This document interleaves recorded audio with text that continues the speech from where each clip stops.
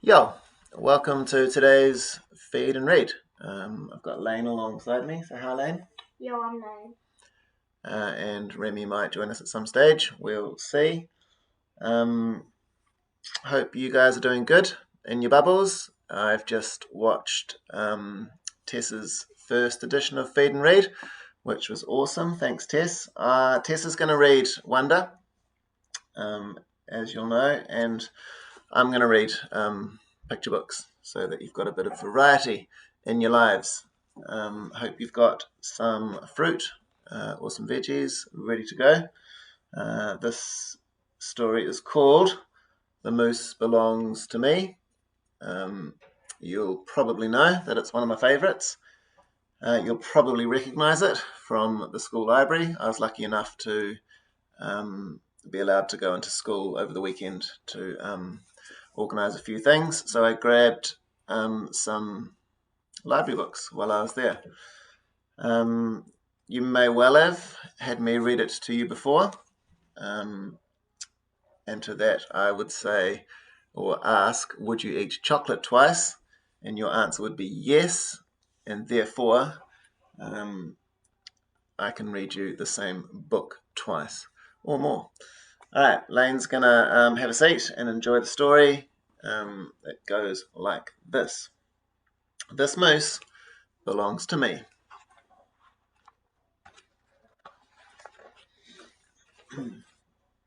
Wilfred owned a moose. He hadn't always owned a moose. The moose came to him a while ago, and he knew, just knew, that it was meant to be his. He thought he would call it Marcel. Lane's sitting on the floor, so when I tilt the book down, uh, he's looking at the pictures too. He began following Marcel, explaining the rules of how to be a good pet. Much of the time, it seemed as though the moose wasn't listening, but Wilfred knew he was, mostly because he followed Rule 4 very well, not making too much noise while Wilfred plays his record collection.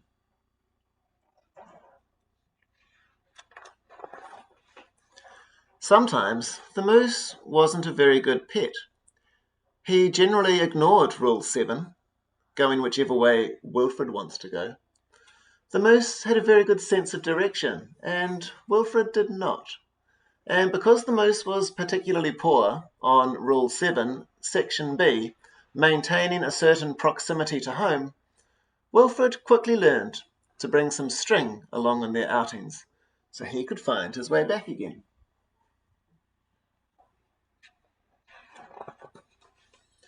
Sometimes the moose was an excellent pet.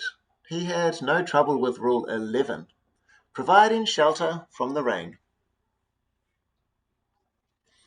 Or Rule 16, knocking down things that are out of Wilfred's reach.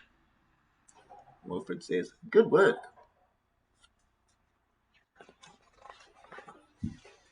One day, as Wilfred discussed their plans for the coming year on a particularly long walk, he made a terrible discovery.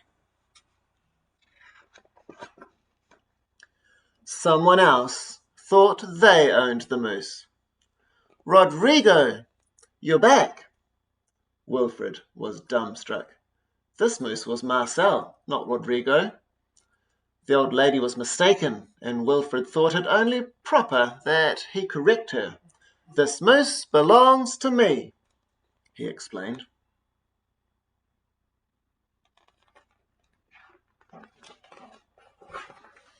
And to prove it, he called Marcel.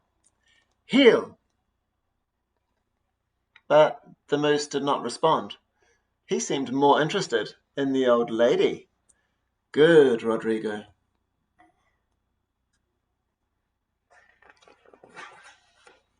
"Fine." Embarrassed and enraged, Wilfred rushed off for home. But in his haste, and miles from anywhere, he tripped over his string and got tangled up.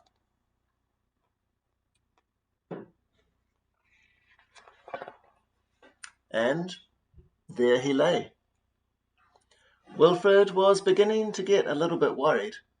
It was past his home time now, and monsters would soon be out.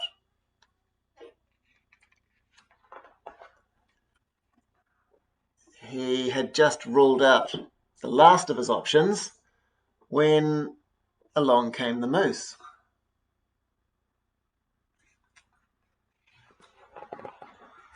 And performed Rule 73 brilliantly, rescuing your owner from perilous situations.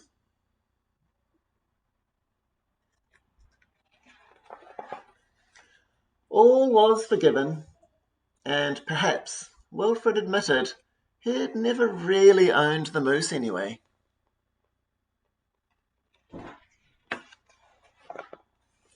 With that in mind, he and the moose reached a compromise. The moose would agree to all of Wilfred's rules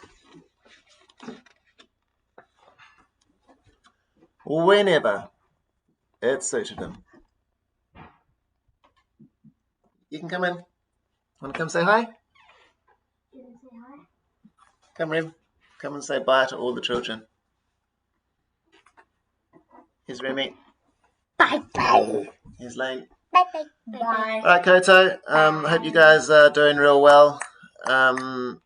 We'll see you online real soon.